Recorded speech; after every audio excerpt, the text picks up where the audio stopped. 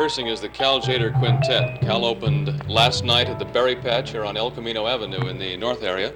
He's here tonight and tomorrow night. Cal, first of all, would you introduce the members of your group for us? Yeah, Gary, sure. Our newest member is Clare Fischer on piano. He just joined us about 2 months ago in Los Angeles. He has arranged quite a few of our albums previous to joining the group.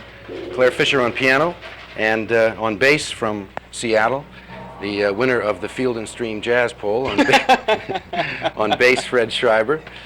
Our drummer and the youngest member of the band is Bill Fitch from New Haven, Connecticut. He handles the conga drums and bongos, Latin percussion. And our triple threat man is John Ray from Boston. He plays drums, timbales, and triple threat.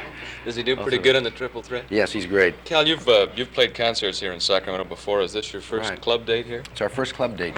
We played at the one of the hotels here on a couple of occasions, and Sacramento State College and City College, but this is the first club job. Well, how do you like it? You had a big crowd, I understand, last night. We're trying to recover today.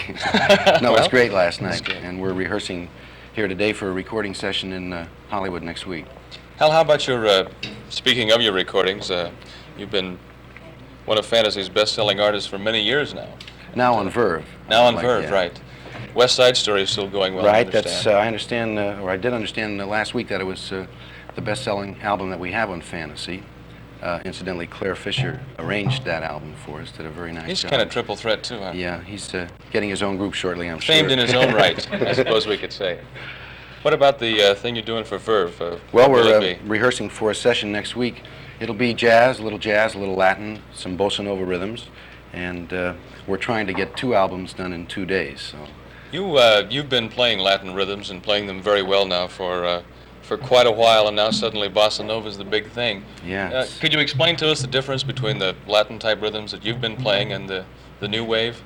Well, the main difference between the Brazilian bossa nova rhythm and the Afro-Cuban rhythms, the bossa nova rhythm is a lot more subtle and quiet and sophisticated. They don't use the instruments like the conga drums and the timbales and the bongos that they do in the Afro-Cuban music. But we try to do both, and incidentally, we were one of the first to record this bossa nova rhythm, but now it's getting a little out of control. I understand that it is, isn't it? They're getting Harry Truman to record a bossa nova album. Hey, Lawrence Welk does bossa nova and everything.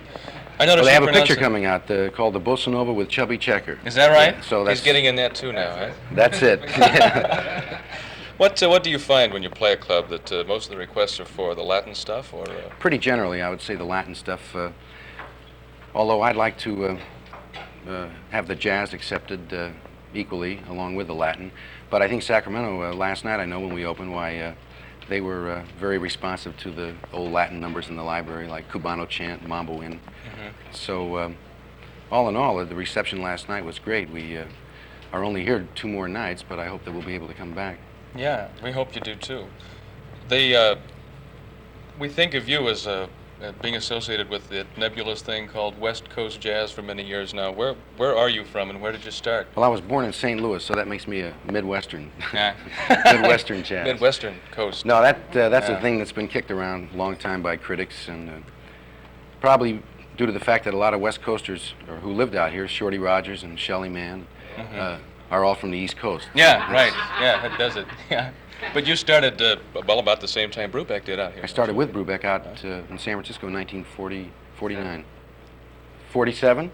47. That's right. Yeah, he knows. Man over there knows. Yeah, John. Thanks. Cal, we'll be looking forward to hearing you tonight at the Berry Patch, and tomorrow night too. And if we can't get in at the door, we'll look forward to seeing you back again soon. Well, thanks very much. And the new record coming out on Verve, does it have a title yet? Doesn't have a title. I think we're going to call it Whatever Happened to the Mambo. That's been forgotten now. Yeah. Cal and Clare and all the rest of you, thank you very much for being our guest.